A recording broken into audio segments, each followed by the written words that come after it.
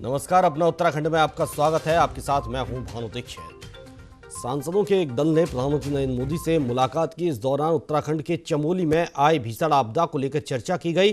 सांसदों ने पीएम मोदी से अनुरोध किया कि राज्य के लिए आपदा प्रबंधन संसाधनों की दीर्घकालिक व्यवस्था की जाए। इस दौरान गृह मंत्री अमित शाह भी मौजूद रहे।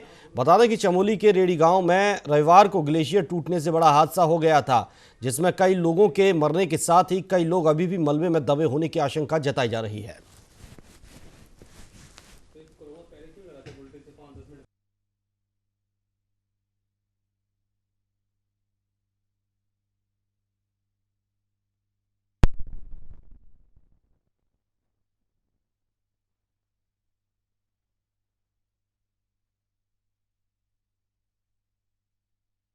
गृहमंत्री अमित शाह भी इसमें मौजूद रहे। ग्लेशियर आपदा पर राहत प्रयासों पर चर्चा की। प्रधानमंत्री मोदी से मिले उत्तराखंड के सांसद, जिसमें गृहमंत्री अमित शाह भी मौजूद रहे।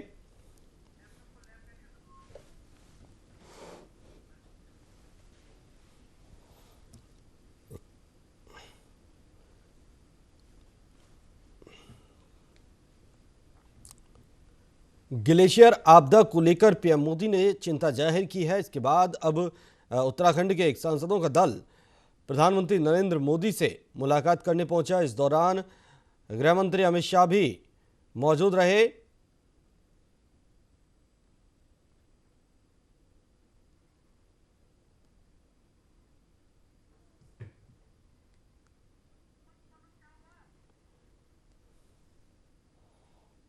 तो वहीं उत्तराखंड आपदा पर हर संभव मदद का भरोसा पीएम ने दिया है और हर संभव मदद करने के लिए मुख्यमंत्री त्रिवेंद्र सिंह रावत ने भी कहा है। लगातार 30 घंटे से ज़्यादा से वक्त से राहत और बचाव कार्य जारी है।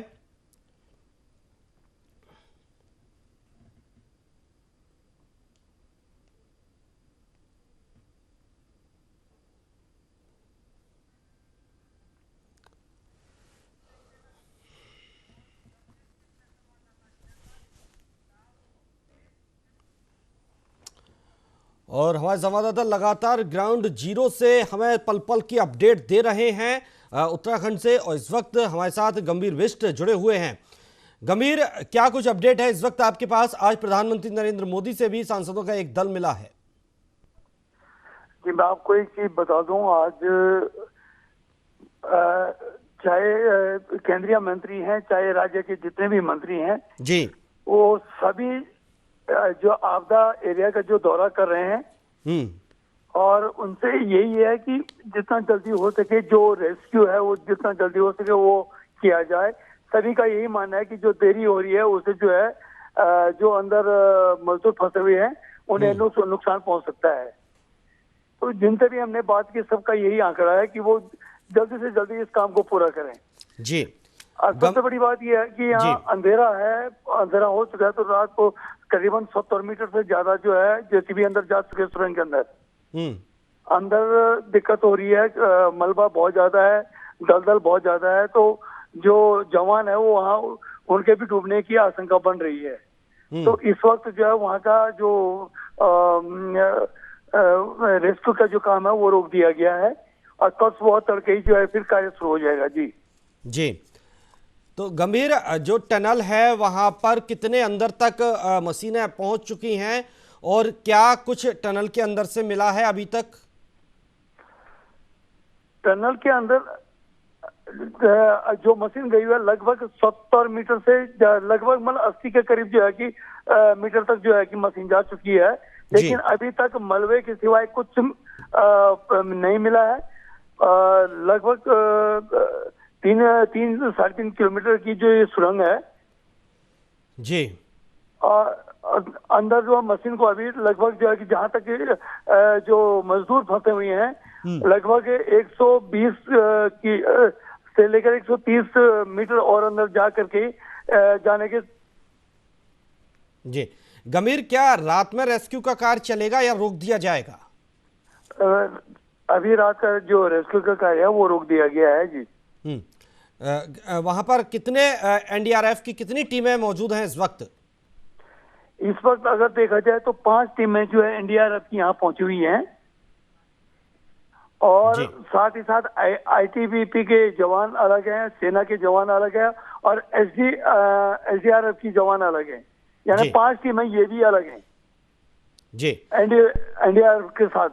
जी, बहुत बहुत शुक्रिया गंभीर बिष्ट आपका तमाम अपडेट्स के लिए। पल पल की अपडेट हमारे संवाददाता ग्राउंड जीरो से हमारे दर्शकों तक पहुंचा रहे हैं।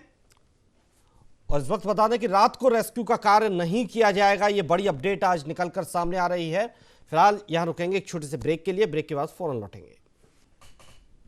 ब्रेक के बाद आपका स्वागत है, बढ़ते हैं आगे। चमोली के जोशीमठ में ग्लेशियर टूटने के बाद आई आपदा को लेकर सरकार पूरे मामले की मॉनिटरिंग कर रही है। सीएम त्रिवेंद्र सिंह रावत ने अपने सभी कार्यक्रमों को स्थगित करने के बाद घटना पर नजरें भी बनाए हुए हैं। जहां मुख्यमंत्री ने रविवार को घटना का जायजा लिया, तो वहीं मुख्यमंत्री ने चमोली के प्रभावित क्षेत्रों का दौरा किया। इस दौरान सीएम रावत ने कहा कि राहत और बचाव का काम युद्ध स्तर पर जारी है, कि इनसे हर संभव मदद मिल रही है।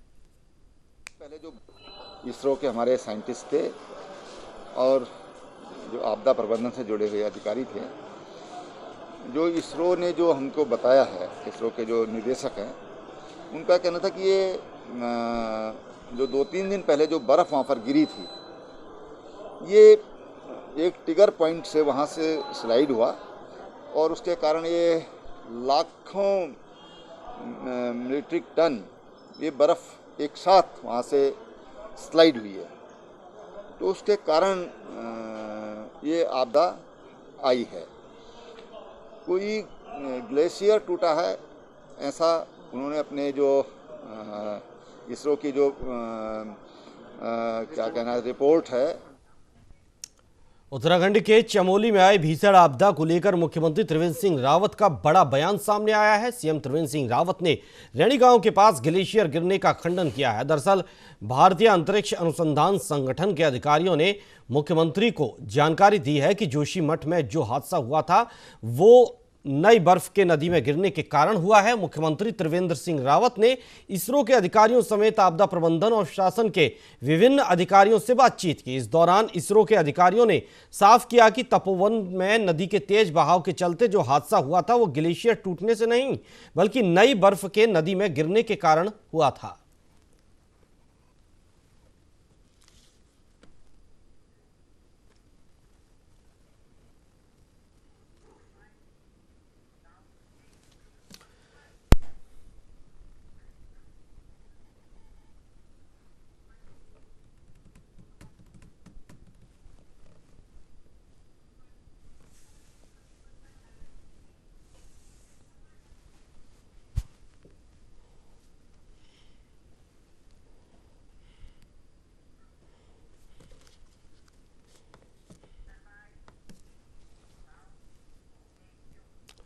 आम आदमी पार्टी के जिला अध्यक्ष बसंत कुमार के प्रथम बार नैनीताल आगमन पर पार्टी कार्यकर्ताओं द्वारा जोरदार स्वागत किया गया।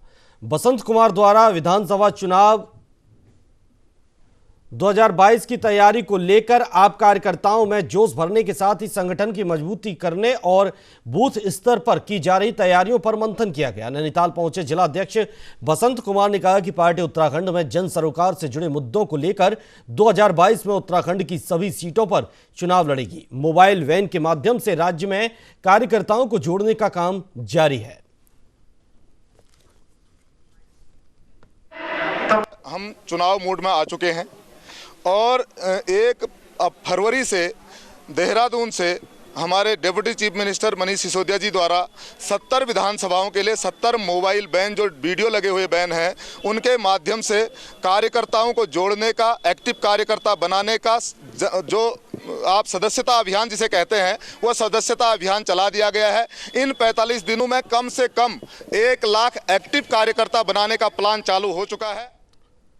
कानपुर में लंढोरा किसान सहकारी समिति सदस्यों ने सभापति पर धोखाधड़ी का आरोप लगाकर प्रदर्शन किया। समिति सदस्यों का कहना है कि धांधली के चलते 1 साल से कई मीटिंग भी बुलाई गई, साथ ही 10 लाख रुपए किसानों को 0% पर ऋण देने के लिए आए थे, लेकिन आरोप है कि ये पैसे को सभापति ने परिवार और कर्मचारियों को ऋण दर्शा दिया, जिसके चलते पात्र लोगों को ऋण नहीं मिल पाया। तो वहीं ये भी आरोप है कि किसानों को यूरिया खाद का कट्टा लागत मूल्य से अधिक पर बेचा जा रहा है। सदस्यों ने बताया कि मामले की लिखित शिकायत सहकारी मंत्री, सहकारी सचिव और सीएम से की जाएगी।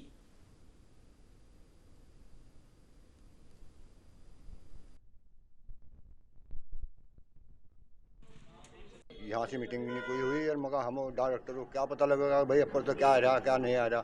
अब हमारा पीछा किसान पढ़ रहे, काश्तकार नू कह रहे भाई दम सारा पी गए तब नू कर रहे, वो कर रहे भाई। हम काश्तकारों को समझा रहे, हम इन्होंने कह रहे भाई मीटिंग लो। ये मीटिंग मतलब हम उन्होंने कह दे अब चाहे कल को ले लो, मीटिंग लेते नहीं चाहे कल को ले लो। काश्तकारों को बहुत भारी नुकसान हो, किसी को तो 12%, किसी को 7%। जो जीरो खाते वाले उनको तो भी ब्याज फालतू नजर आया। जी हाँ, बहुत घपला नजर आया। मैं काश्तकार हमारे धरो वो। आज जो मामला है सर, हम यहाँ पे 26 जनवरी में आए थे, तो हमें यहाँ पता लगा कि यहाँ पे बहुत घोटाला हो रहा है, किसी काश्तकार को कोई लाभ नहीं मिल रहा है। तो फिर हमने यहाँ पे 5 डायरेक्टर हम आए, हमने एमडी साहब को एप्लीकेशन दी कि आप मीटिंग बुलाइए और मीटिंग बुला के हम इसमें जो है आपसे कार्रवाई चाहते हैं। किस तरह की कार्रवाई चाहते हैं, किस मामले? समझो मेरी बात, यहाँ पर एक समूह का लोन आता है, ये काश्तकारों का बैंक है ग्रामीण। तो जो लोन आता है उसको इन्होंने किसी भी काश्तकार को नहीं दिया। जो इनके अपने चहेते थे सारा लोन इन्होंने उसको दे दिया, अपने चहेतों को। लंढोरे में आप एक भी काश्तकार के पास में कोई लोन नहीं दिखा सकते। जो समूह का लोन आता है वो बगैर ब्याज का होता है। उत्तराखंड में देहरादून के राजीव गांधी नवोदय विद्यालय में शिक्षा मंत्री अरविंद पांडे ने गढ़वाल मंडल के समस्त अटल उत्कृष्ट विद्यालयों के प्राचार्य के साथ बैठक की। बैठक में जिलों के अधिकारी भी मौजूद रहे। तो वहीं मीडिया से मुखातिब होते हुए अरविंद पांडे ने बताया कि इस दौरान विद्यालयों को लेकर कई बिंदुओं पर चर्चा हुई है। उन्होंने बताया कि उत्तराखंड में खुलने वाले 190 अटल उत्कृष्ट विद्यालय पूर्व प्रधानमंत्री अटल बिहारी वाजपेयी को समर्पित होंगे। पांडे ने कहा कि आगामी शिक्षा सत्र से ये विद्यालय शुरू होंगे। उम्मीद है कि ये विद्यालय शिक्षा के क्षेत्र में नए आयाम स्थापित करेंगे। थी इसमें गढ़वाल मंडल के जितने प्रधानाचार्य, जिन स्कूलों को हमने अटल उत्कृष्ट विद्यालय के नाम पर चयन किया है, प्रत्यक्ष उनकी बैठक थी। और बैठक में हमें तत्काल सीबीएसई बोर्ड से उसकी मान्यता लेनी है, तो मानकों में कोई कमी ना आए, क्योंकि सरकार का ये बहुत बड़ा ड्रीम प्रोजेक्ट है और शिक्षा की गुणवत्ता पर सरकार काम कर रही है, जिसके लिए प्रतिबद्ध है। उसी के तहत अटल उत्कृष्ट विद्यालयों की समीक्षा बैठक आज हुई और जो कुमायूं के प्रधानाचार्य थे, वहाँ के सीईओ थे, वो सब वर्चुअल भी हमसे जुड़े थे और सबको निर्देशित किया गया कि सीबीएसई बोर्ड की मान्यता लेने के लिए जो मानक चाहिए उन मानकों में कमी नहीं आनी चाहिए। फिलहाल यहाँ रुकेंगे एक छोटे से ब्रेक के लिए। ब्रेक के बाद फौरन लौटेंगे। ब्रेक के बाद आपका स्वागत है। बढ़ते हैं आगे। देहरादून में कोविड-19 को लेकर टीकाकरण अभियान जारी है, जिसके बाद राजधानी के दून अस्पताल में दूसरे चरण में फ्रंटलाइन वर्कर्स को टीका लगाने की प्रक्रिया शुरू कर दी गई है। बता दें कि जिलाधिकारी डॉक्टर आशीष कुमार श्रीवास्तव ने सबसे पहले कोरोना का टीका लगवाकर इसकी शुरुआत की, जिसकी जानकारी देते हुए डीएम ने बताया कि राजधानी में 14,000 फ्रंटलाइन वर्कर्स को टीका लगाया जाएगा, जिसमें रोजाना 1,020 वर्कर को टीका लगाने का लक्ष्य रखा गया है। इस दौरान डीएम ने लोगों से टीका लगाने की अपील भी की। वो बिल्कुल सुरक्षित है और मुझे बिल्कुल इस समय कहीं कोई दिक्कत नहीं है और ज़्यादा से ज़्यादा लोग जिनका नंबर आता है पहुंच करके टीका लगवाएं और इसके बाद 28 दिन बाद जो है इसकी दूसरी डोज भी लगाई जाएगी उसको। और जो स्वास्थ्य विभाग है बड़ा प्रोफेशनली आज मैंने देखा काम किया इन लोगों ने और बहुत इजी है। इवन टीका लगाते समय पता भी नहीं चला कि जो है वैक्सीनेशन कर दिया गया है। चमोली जिले में ग्लेशियर टूटने के बाद बनी बाढ़ की स्थिति को देखते हुए हरिद्वार जिला प्रशासन ने एहतियातन हर की पौड़ी समेत तमाम गंगा घाटों को खाली करा लिया। लेकिन अब हरिद्वार में हालात सामान्य नजर आ रहे हैं। हर की पौड़ी पर रोज की तरह रौनक दिखाई दी, तो वहीं बड़ी संख्या में लोग रोज की तरह गंगा स्नान और धार्मिक कर्मकांड करने हर की पैड़ी पर पहुंचे। चमोली जिले से आई आपदा की तस्वीरों से जहां हरिद्वार जिला प्रशासन सतर्क हो गया था, तो वहीं आम जनता में भी डर व्याप्त हो गया था। कोई दिक्कत नहीं है, लेकिन कल यहाँ पे बिल्कुल पूरा मेहमान बिल्कुल खाली करा दी थी सारी जगह। अच्छा, कल हलचल मच गई थी यहाँ पे बहुत जबरदस्त, लेकिन आज कुछ नहीं है, सब नॉर्मल है बिल्कुल। जैसे जनता है सब, देखो कितनी भीड़ है आपके सामने। लोग डरे हुए हैं, लेकिन नहीं, अब किसी के वैसे डर का कोई माहौल लग नहीं रहा। हाँ। प्रशासन ने बहुत बढ़िया ध्यान रखा, जनता को कल यहाँ से सबको भगा दिया था। कल लोग ऐसी कोई वो नहीं है दिक्कतें आने में, श्रद्धालु कोई घबराए नहीं, यहाँ आए और जो अपनी वो यहाँ पे देवी की इसमें आते। उत्तराखंड में 6ठी से 11वीं कक्षाओं तक के स्कूल आज खुल गए। इससे पहले 10वीं और 12वीं कक्षाओं के लिए स्कूल खोले गए थे। इसके लिए शिक्षा विभाग ने अलग से एसओपी जारी की। राजकीय कन्या उत्तर माध्यमिक विद्यालय लंढौरा के प्रधानाचार्य सपना रानी ने बताया कि बच्चों के बैठने के लिए कोविड गाइडलाइंस के तहत व्यवस्था की गई है। साथ ही जो बच्चे स्कूल आ रहे हैं उनकी थर्मल स्कैनिंग के साथ साथ सैनिटाइजर का इस्तेमाल करते हुए जिन बच्चों को पास मास्क नहीं है उन बच्चों को स्कूल की ओर से मास्क भी दिए जा रहे हैं। स्कूल आए हैं तो हमने इस चीज का पूरा ध्यान रखा कि सोशल डिस्टेंस मेंटेन किया जाए। बच्चों को क्लासरूम में ज़्यादा से ज़्यादा 20 से 25 बच्चे एक क्लासरूम में हमें बैठाए हैं। व्यवस्था इसी तरीके से की गई है कि एक चेयर छोड़कर बच्चे को बैठाया जा रहा है ताकि डिस्टेंस मेंटेन रहे। जिन बच्चों के पास मास्क नहीं थे उनको विद्यालय से उपलब्ध कराए गए और बच्चों को ये मैसेज दिया गया कि आप रेगुलर स्कूल आएंगे और आप जैसे ही छात्राओं ने स्कूल के विद्यालय में प्रवेश किया तो वहाँ से सैनिटाइजेशन उनका शुरू हुआ। प्रवेश द्वार से थर्मल स्कैनिंग की गई। उसके बाद उनको आनंदम की पहले पीरियड में आनंदम की उनको ट्रेनिंग दी गई और उसके माध्यम के द्वारा ही उनका मन हमने जानने की कोशिश की कि वो पढ़ने। उत्तराखंड में लक्सर पुलिस और पथरी पुलिस को बड़ी कामयाबी हासिल हुई, जिसके तहत दोनों ने मिलकर 3 बड़े मामलों में गिरफ्तारी की है। इस दौरान सोमवार को लक्सर कोतवाली में एसएसपी तीनों मामलों का खुलासा करने पहुंचे, जहां उन्होंने लूट चोरी जैसे बड़े मामलों का खुलासा किया। इस दौरान एसएसपी ने बताया कि एक मामले में पथरी पुलिस और 2 मामलों में लक्सर पुलिस ने कामयाबी हासिल की है। इस दौरान आरोपियों से 10 बाइक बरामद की गई हैं, तो वहीं पथरी पुलिस ने 18 मामलों में नामजद 6 आरोपियों को पकड़कर बड़ी कामयाबी इसे बताया है। पुलिस का आज 2 इसमें जो है बहुत अच्छा सा सफलता मिली है। ये 3/2/2021 को जो है कोता लक्सर क्षेत्र में जो है लगभग दिन में 12:30 बजे जो है एक लूट की घटना हुई थी। इसमें एक सदाम हुसैन करके वादी का नाम था। इनसे जो है इनका बैग से जो है 3 लड़के तमंचे के बल पर जो है उसको लूट के चले गए थे। हमारा पुलिस अधीक्षक ग्रामीण का नेतृत्व में जो है क्षेत्र अधिकारी के निर्देश में हमने एक टीम गठित करी थी। इनमें टीम लगातार काम करता, आज हमें सफलता मिली।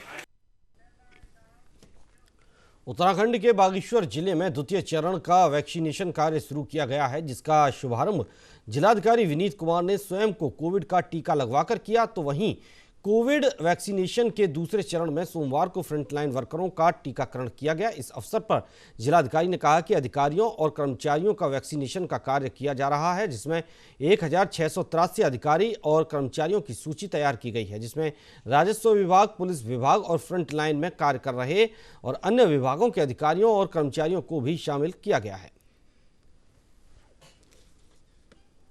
90% जिनका वैक्सीनेशन होना था उनके द्वारा उसमें पार्टिसिपेट किया गया है। तो वो भी पूर्ण रूप से स्वस्थ है। जिन्होंने भी वैक्सीनेशन लगाया है वो भी पूर्ण रूप से स्वस्थ है। तो किसी भी अफवाह और उसमें नहीं जाना है हमें और अपना आगे बढ़ के हमें वैक्सीनेशन करवाना है। ऋषिकेश के भानियावाला के आर्य नगर में तूर क्लब ने वॉलीबॉल प्रतियोगिता का आयोजन किया। प्रतियोगिता का मकसद युवाओं को नशे से दूर रखने के साथ ही ग्रामीण क्षेत्रों की छुपी खेल प्रतिभाओं को उभारना था। 1 दिवसीय इस प्रतियोगिता में नगर क्षेत्र की 8 टीमों ने हिस्सा लिया। प्रतियोगिता का फाइनल मैच में तूर क्लब ने राठौर क्लब जोलीग्रांट को हराकर टूर्नामेंट का खिताब अपने नाम कर लिया। नगर वार्ड से तूर कॉलोनी से ये बच्चों को प्रोत्साहन किया है कि आप इस क्षेत्र में वॉलीबॉल की तरफ रुझान दें और अपने क्षेत्र के और बच्चों को भी अपने साथ जोड़ें और खेलें। हम ये चाहते हैं, माननीय हमारे नगर पालिका अध्यक्ष जी आ रखे हैं, इनसे भी हम निवेदन करेंगे कि अपनी हर वार्ड में हर जगह पर इन वॉलीबॉल का हर साल प्रोग्राम कराएं, जिससे बच्चों में, युवाओं में एक खेलने की प्रवृत्ति बढ़ेगी और बच्चे नशे से।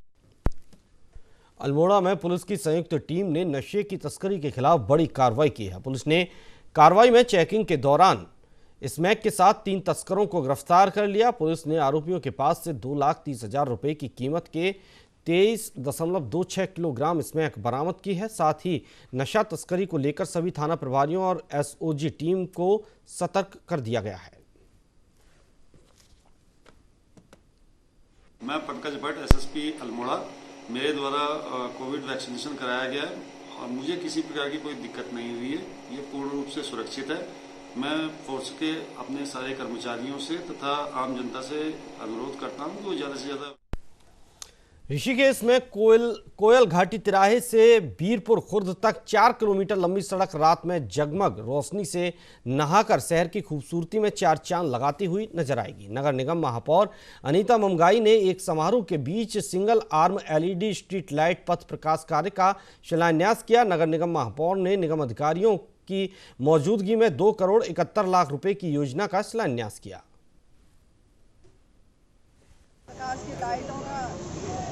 जिनकी की लागत 2 करोड़ 71 लाख रुपए से यहाँ पे उनका शिलान्यास करा है।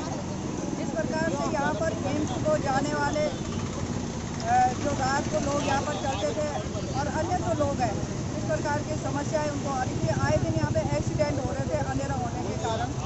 तो इसमें बोर्ड में हमने इसको पास करवाया था और इसको डिवाइडर बना के डबल आर्म लाइट हम इसमें लगाना चाह रहे थे, लेकिन PWD से अनुमति न मिलने के कारण डबल आर्म लाइट यहाँ पर नगर नहीं लगा पाए। तो यहाँ पर अंधेरा किस प्रकार से दूर हो और पथ प्रकाश की व्यवस्थाएं दुरुस्त हो, उसके लिए सिंगल आर्म लाइट यहाँ पे लगाई जाएंगी। इसी के साथ अपना उत्तराखंड में फिलहाल इतना ही। लगातार अपडेट और ताज़ा तरीन खबरों के लिए आप देखते रहिए न्यूज़ इंडिया।